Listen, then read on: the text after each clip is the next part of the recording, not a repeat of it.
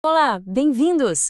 Hoje a gente vai mergulhar fundo numa ideia central sobre o propósito eterno de Deus. Uma ideia que vem de um estudo teológico bem aprofundado. Então, para começar, o material que a gente está usando como base já lança uma pergunta fundamental, daquelas que fazem a gente parar para pensar, sabe? Que é qual é, afinal de contas, o objetivo final de Deus para a humanidade? Olha, a resposta que muita gente daria, aquela que vem quase que automaticamente, é bem direta, né? A missão principal é a salvação. Basicamente, um grande plano de resgate, uma reação ao pecado da humanidade. Pois é, mas é aí que a coisa fica interessante. O estudo que a gente está seguindo aqui desafia essa visão comum.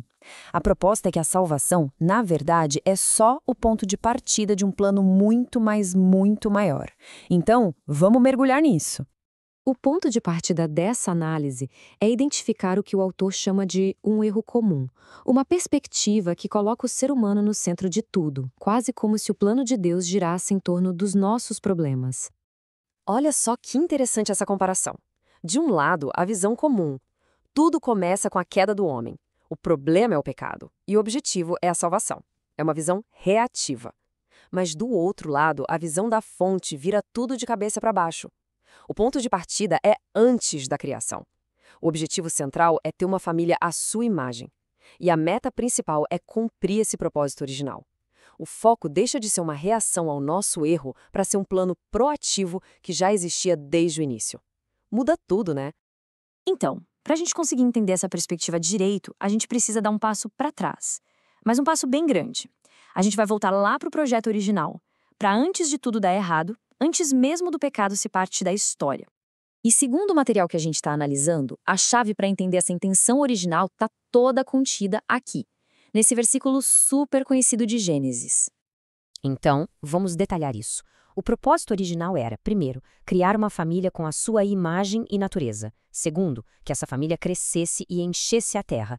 E terceiro, que essa família expressasse a glória e a autoridade dele. O texto descreve isso como um propósito glorioso e amoroso. Ou seja, o ponto central não era um plano B de resgate. O plano A sempre foi sobre relacionamento e sobre refletir a natureza divina. Ok, o projeto era esse. Era lindo. Mas, como a gente bem sabe, esse projeto original sofreu uma interrupção. E não foi uma interrupção qualquer, foi algo bem violento. E aqui a fonte usa uma palavra bem forte para descrever o que aconteceu com a humanidade: inútil. É importante entender o que isso quer dizer. A ideia não é só que os humanos se tornaram culpados com uma dívida legal. Foi mais fundo. O pecado corrompeu a própria natureza humana, a essência.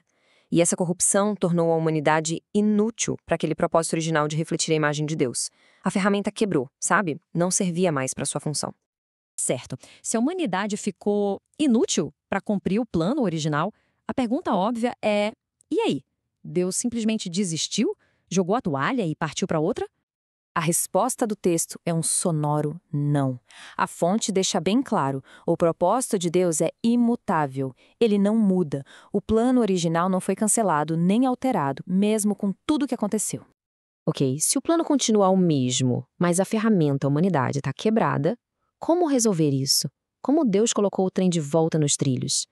É aqui que entra a solução, a ideia de uma nova humanidade. E a solução não foi tentar fazer um remendo na humanidade antiga. Não, a ideia foi muito mais radical. Foi começar uma nova raça de humanos, do zero. Um recomeço total, por meio de um segundo Adão. E essa tabela mostra o contraste de forma brilhante. De um lado, o primeiro Adão, terreno, seus descendentes corrompidos e foi desobediente. Do outro lado, o segundo Adão, Cristo, celestial, seus descendentes são uma nova criação e foi obediente até a morte. Fica clara a ideia, né? É a criação de uma linhagem espiritual totalmente nova, uma que é capaz de cumprir o propósito original, exatamente onde a primeira falhou. E se a gente tivesse que resumir tudo isso, o propósito eterno de Deus hoje, em uma única frase, seria esta aqui. É apresentada como a síntese de tudo. Deus quer uma família de muitos filhos semelhantes a Jesus. Certo, o objetivo é essa família. Mas como ela é construída na prática? Como isso funciona no dia a dia? É aí que entra a peça final desse quebra-cabeça, que é o papel vivo da igreja em tudo isso. E aqui tem um ponto que a fonte bate muito na tecla.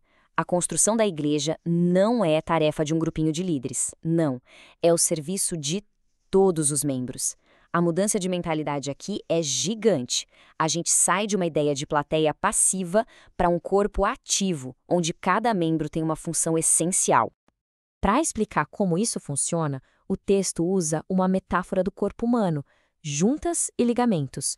O que são essas juntas e ligamentos? São os relacionamentos fortes, de discipulado, de comunhão, que conectam um membro ao outro. São essas conexões que permitem que o corpo todo receba o que precisa, cresça e se construa. É a estrutura que cola tudo junto e faz a coisa andar. Então, o processo, baseado lá em Efésios 4, seria mais ou menos assim. Primeiro, a capacitação. Os líderes equipam os santos para o trabalho.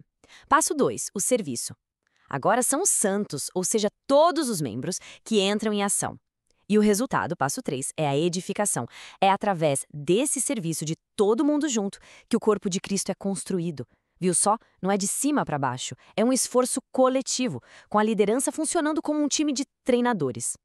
Chegando ao final, a gente fica com uma pergunta para levar para casa, uma provocação, na verdade. Se o centro de tudo não é apenas a salvação, mas sim o cumprimento desse propósito eterno de Deus, o que isso muda? O que isso realmente muda na prática para nós hoje?